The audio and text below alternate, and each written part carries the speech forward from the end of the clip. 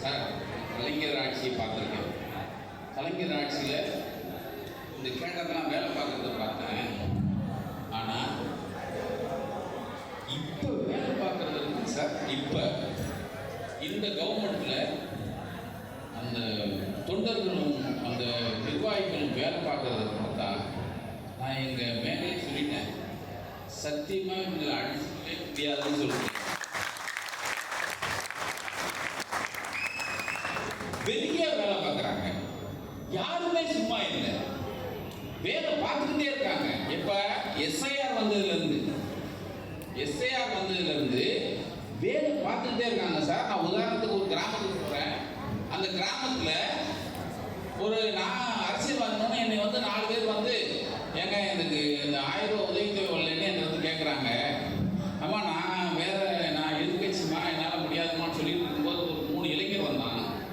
3 பேர் பாட்டி வாங்க அப்படி கூப்பிட்டு போனான். நான் பார்த்துக்கிட்டே இருக்கேன்.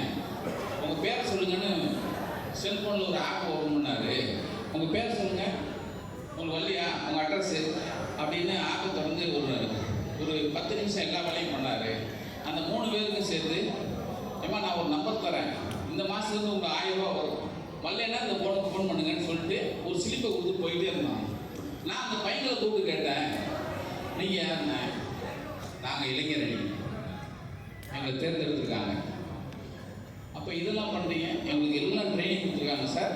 இந்த மாதிரி சின்ன யாருக்கெல்லாம் வரலையோ அதை ஃபில்லப் பண்ணுற வேலை எங்கள் வேலை அப்படின்னாங்க.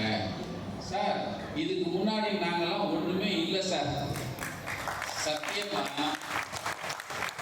அதுவும் இப்பயும் இந்த உட்காந்துருக்கார ஃபோனை பண்ணிகிட்டே இருப்பார் பாருங்க, சும்மா இல்லை.